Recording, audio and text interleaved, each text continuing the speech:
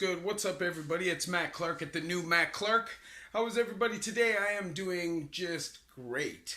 So, today I want to talk a little bit about prison and what should you do if you have a relationship and you're going into prison. So, this is a tough question, and it's a question that a lot of people have. Now, this depends on a lot of things. First of all, this depends on the trust you have in your woman. There's no possible way that you will have a successful relationship from prison if you're jealous, insecure, and try to control. There's no way. So if you're not with the kind of woman who you can trust, then you should exit out, because it's not going to work. You're going to fight all day. You're going to be super stressed all the time. It's going to drive you mad. You're going to spend stupid amounts of money on it. Not worth it. Don't do it. Now, for me, I in the past was madly in love in a codependent relationship. And when I got arrested, I knew that I could not be successfully in a relationship with her. I knew that there's no way I would be comfortable with my day-to-day living worrying about her. So rather than deal with that, I took the selfish way out and I exited. And I exited it wasn't the exiting it that was wrong, because it was better for both of us. It was the way in which I did it. So I kind of just didn't call for 6 months. Because I knew that if I called, I wouldn't be able to let go. I knew that it would hold me in this relationship that I knew just wasn't going to work. And even if it did work, when I got out, I wanted to be in a different frame of mind, different mindset, working towards making myself a better person and not tied down in a codependent and toxic relationship, even though there is love involved. Sometimes love isn't enough, you know. Prison's tricky because after, 8:30 in provincial and 10:20 in federal, you have zero control. And relationships are just tough in jail. So I'm going to tell you a story about me. So I was with somebody for a long time, on and off, pretty much on though, for 5 years. And I really, really felt like I liked this person a lot. And the reality was, though, that I never loved this person. I did like this person, but I never loved her. And she was so intensely in love and would come to the penitentiary 3-4 times a week to visit me, do conjugals. And I thought I was in this amazing, loyal, trusting relationship because I never worried about her going out and cheating or anything like that. But then the problem was most of the relationship was built in prison. So we never really knew each other. And when I got out, within 3 or 4 months, I realized that I had made a huge mistake. Now, the thing was, within 3 or 4 days of me being out, I started receiving text messages saying, you know what you've done in the past, and we're going to get you, and we're going to do this to your woman. Just all kinds of like weird text mess threats from people. I'd only had the phone for 3 or 4 days, so like it's obvious who the texts are coming from, and it really drew me away from her.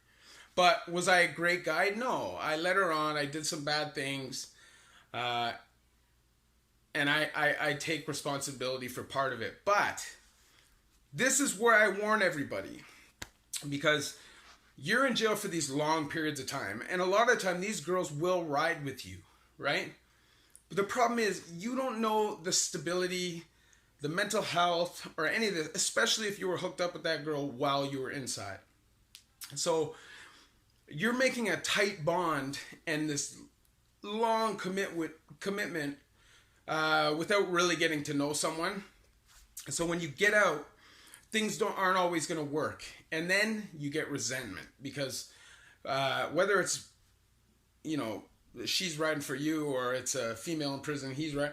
The problem is resentment comes because they feel like they've been taken advantage of. Even if it's genuinely like you fell out of feelings. It was never like a using situation. They will feel like it was.